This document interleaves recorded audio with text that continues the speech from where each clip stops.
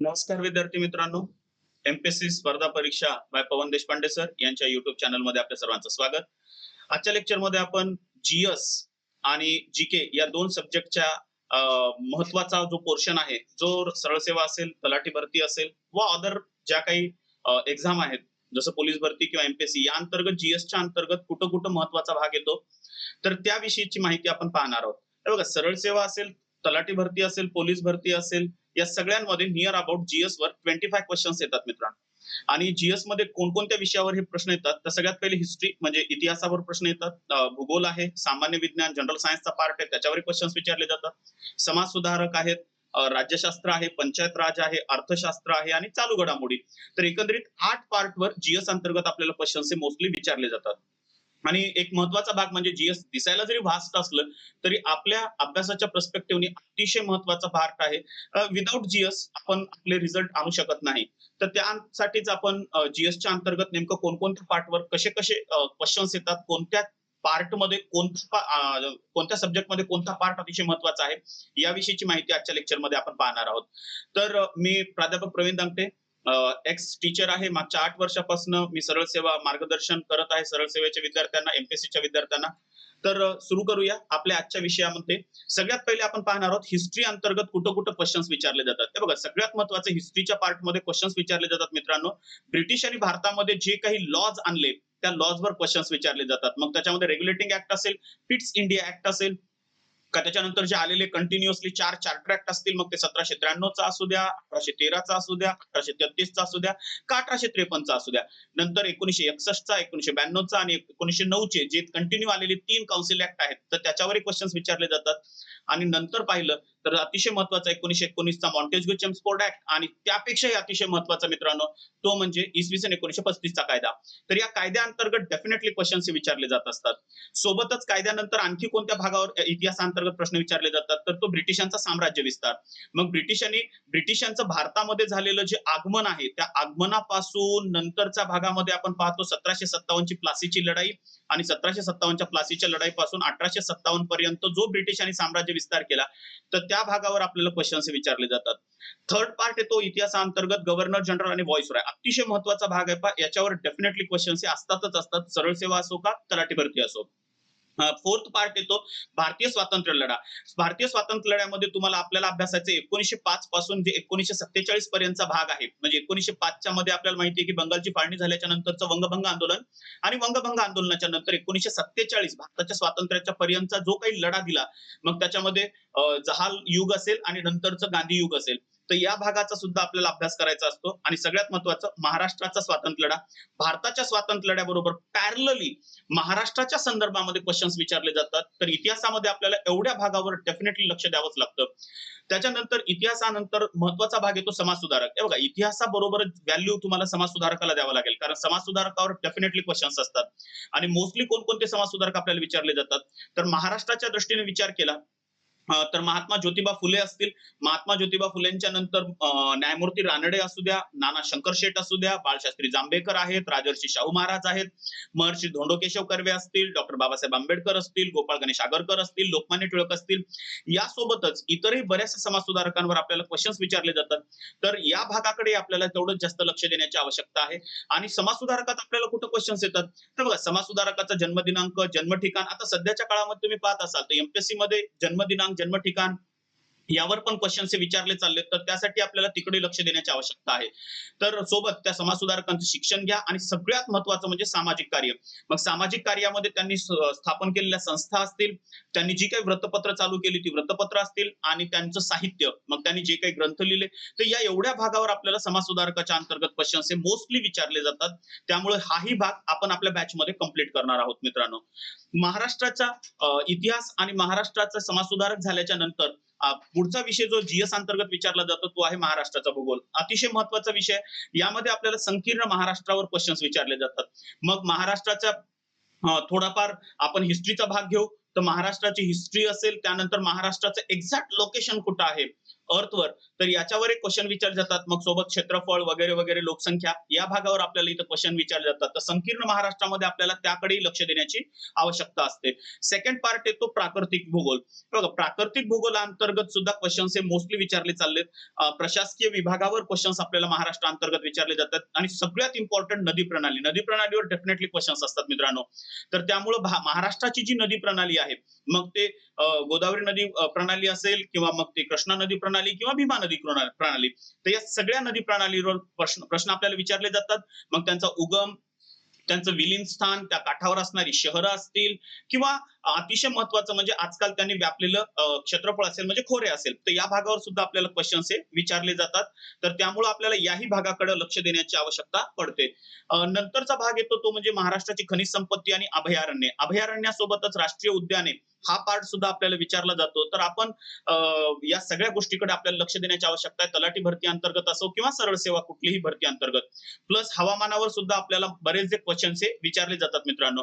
तर महाराष्ट्राच्या भूगोल अंतर्गत आपण एवढ्या भागाला कंप्लीट करणार आहोत. याबरोबरच पॅरलली आपण भारताचा भूगोल याच्याकडे पण थोडंफार लक्ष द्यावं लागेल आणि भारताच्या भूगोलामध्ये सुद्धा सेम जवळपास हेच फॅक्टर आपल्याला पाहायचे. भारताची नदी प्रणाली असेल, भारताचा प्राकृतिक भारत असेल किंवा भारताची खनिज संपत्ती, अभयारण्ये, हवामान, राष्ट्रीय उद्याने, या सगळ्या भागावर जसं महाराष्ट्राचा जेवढा भाग भूगोलचा आपल्याला कव्हर अप करायचा असतो, तेवढाच जवळपास भारताचा सुद्धा आपल्याला कव्हर करायचा असतो. तर भूगोलांतर्गत एवढ्या भागावर आपल्याला प्रश्न हे विचारले जातात. याकडे आपल्याला लक्ष देण्याची आवश्यकता आहे. नंतरचा महत्वाचा भाग येतो सामान्य विज्ञान. मोस्टली हा विषय इतर जे काही आपण म्हणू की आर्ट्स मधून किंवा कॉमर्स मधून येणारे कॅन्डिडेट आहेत, ते या विषयाकडे जास्तीचं फोकस करत नाहीत जनरल सायन्सकडे. परंतु आपल्याला जनरल सायन्सला तेवढंच व्हॅल्यू द्यावं लागेल, कारण 5 ते 6 क्वेश्चन्स ऑलरेडी आपल्याला जनरल सायन्स मधून विचारले जातात. जर 25 क्वेश्चन्स असतील जीएसला तर त्यामध्ये जनरल सायन्स मध्ये पार्ट खूप मोठा आहे, पण तरी तो कम्प्लीट करण्याची आवश्यकता आहे. जनरल सायन्स आपल्याला माहिती आहे की 3 पार्ट्स मध्ये डिवाइड होतं: बायोलॉजी, केमिस्ट्री आणि फिजिक्स. तर त्याच्यामध्ये बायोलॉजी अंतर्गत कोणकोणत्या भागावर प्रश्न विचारले जातात, तर पेशी रचना, ज्याला आपण स्ट्रक्चर ऑफ अन सेल म्हणतो, तर यावर असेल. टिश्यू असेल म्हणजे उती. आणि सगळ्यात महत्वाचं आजकाल तुम्ही पाहाल तर एमपीएससी घ्या, सरळ सेवा घ्या, का तलाठी भरती, तर कुठलाही जे एक्झाम आहे त्याच्यामध्ये या चॅप्टरवर सगळ्यात जास्त क्वेश्चन येतात पहा मित्रांनो. ते म्हणजे सजीवाचे वर्गीकरण. मग सजीवाच्या वर्गीकरणामध्ये आपल्याला वनस्पतीचे वर्गीकरण पण अभ्यासावं लागतं आणि प्राण्यांचं वर्गीकरण पण अभ्यासावं लागतं. तर या दोघांवरही आपल्याला तेवढ्याच जास्त प्रमाणामध्ये प्रश्न हे विचारले जातात. नंतर अतिशय महत्वाचा पॉईंट आणखी एक आहे, तो म्हणजे मानवी शरीर रचना पहा, ज्याला आपण ह्युमन बॉडी स्ट्रक्चर म्हणतो. मग याच्यामध्ये ज्या वेगवेगळ्या मानवी शरीरामध्ये आढळणाऱ्या संस्था आहेत, मग त्याच्यामध्ये पचन संस्था असेल, श्वसन संस्था असेल, उत्सर्जन संस्था असेल, मानवी चेता संस्था असेल, रक्ताभिसरण संस्था असेल, अस्थि संस्था असेल, सर्व संस्थांचा अभ्यास आपल्याला या ठिकाणी करावा लागतो. आणखी एक महत्वाचा भाग मी म्हणेल तुम्हाला, आपल्याला जर जास्त फोकस बायोलॉजी अंतर्गत कुठं करायचा असेल, तर मी म्हणेल 3 चॅप्टरवर फोकस जास्त करावा लागेल. एक म्हणजे सजीवाचे वर्गीकरण, दुसरं म्हणजे मानवी शरीर रचना आणि तिसरं म्हणजे रोग आणि विकार.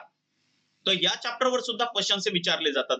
रोग आणि विकारामध्ये एखादा रोग आहे, मग त्या रोगाचा रोगजंतू कोणता आहे, तो रोग पसरतो कसा, म्हणजे मोड ऑफ इन्फेक्शन कसं आहे, प्लस तो रोग जेव्हा आला किंवा झाला त्याच्यानंतर त्या रोगाची काय सायन्स आहेत, काय सिम्पटम्स आहेत, म्हणजे चिन्ह आणि लक्षणं कोणती आहेत, आणि सगळ्यात इम्पॉर्टंट प्रिकॉटिव्ह मेजर घेतले पाहिजेत, म्हणजे आपण प्रतिबंधात्मक उपाय काय घेतले पाहिजेत आणि ट्रीटमेंट्स काय केल्या पाहिजेत.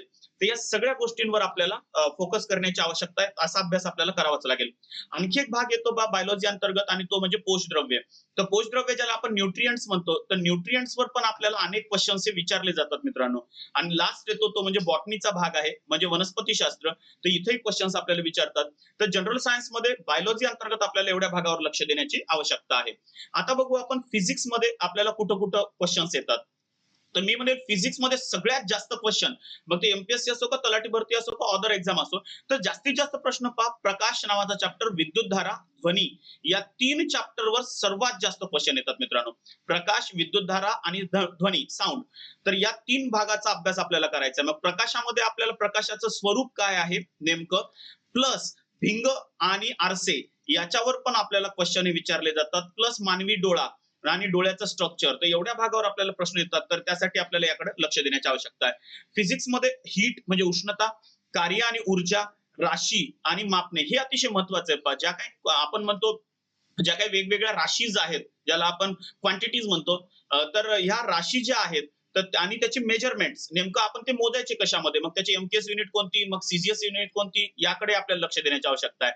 आणि गती आणि गतीचे प्रकार आणि बल आणि बलाचे प्रकार, छोटे छोटे चॅप्टर आहेत. गतीचे प्रकार, राशी, मापने, कार्य, ऊर्जा, परंतु तरी त्याकडे थोडंफार लक्ष देण्याची आवश्यकता आहे. पण मेन चॅप्टर आपल्याला जर केमिस्ट्रीमध्ये सॉरी फिजिक्समध्ये कंप्लीट करायचा असेल तर तो प्रकाश, विद्युतधारा आणि ध्वनी याकडे लक्ष द्यावं लागेल आपल्याला.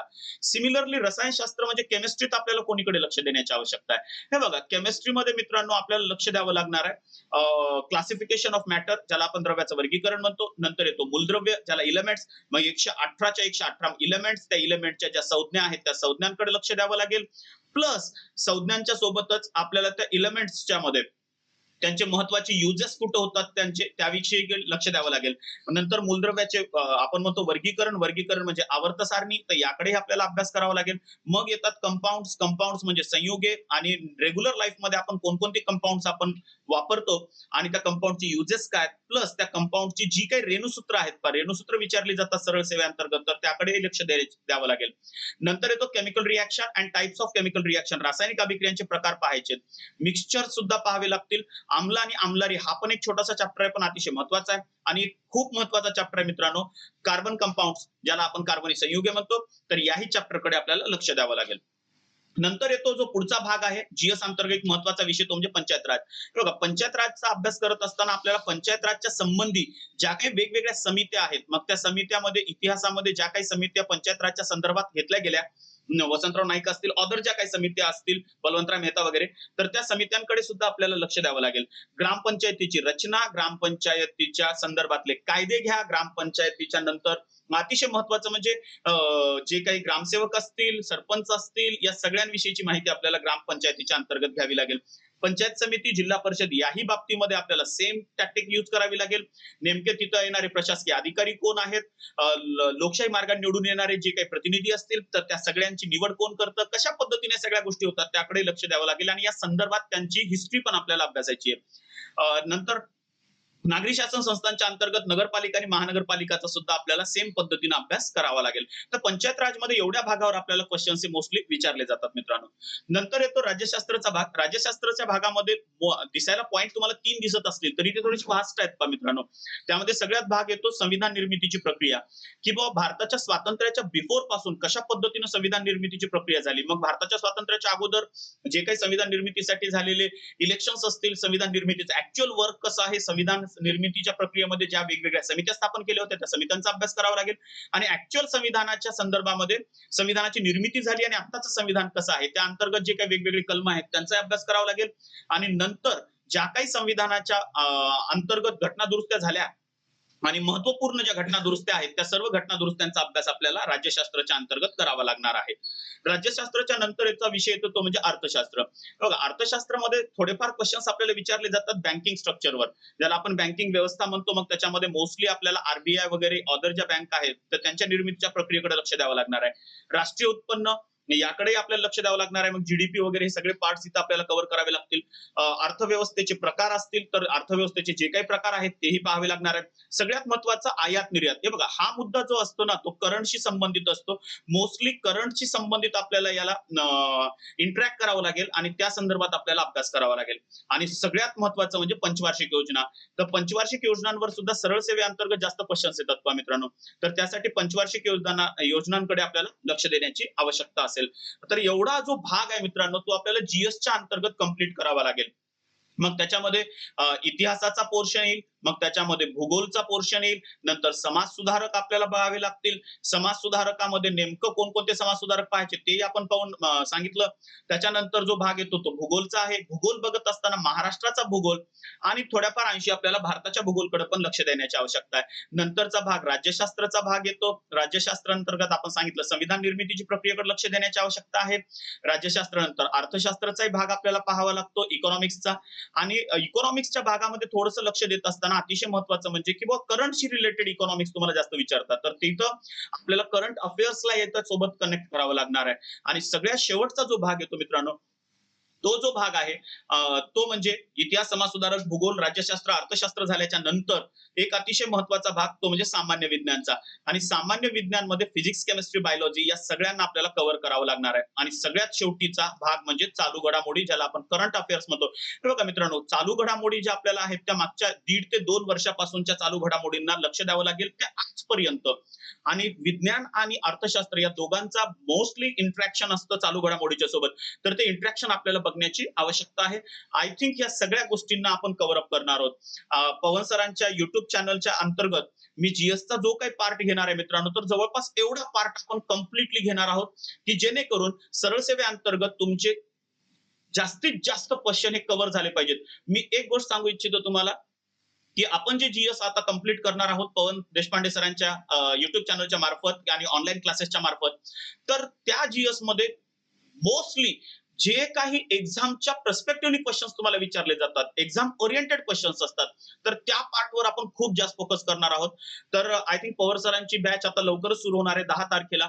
तर या बॅचला आपण जास्तीत जास्त सहकार्य करावं आणि जास्तीत जास्त ऍडमिशन घेऊन लवकरात लवकर आपले ऍडमिशन आपण कंप्लीट करावे, अशी एक आपल्या सर्वांना रिक्वेस्ट करतो आणि इथं थांबतो. तर लक्ष द्या मित्रांनो, 10 तारखेपासून ऑलरेडी 10 तारखेपासून आपली बॅच ही सुरू होणार आहे. तर लवकरात लवकर ऍडमिशन घ्या. जीएस अंतर्गत तुम्हाला कुठलीही अडचण येणार नाही, या बाबतीकडे मी प्रामुख्याने आणि वैयक्तिकरित्या लक्ष देईल. थँक्यू. धन्यवाद. जय हिंद.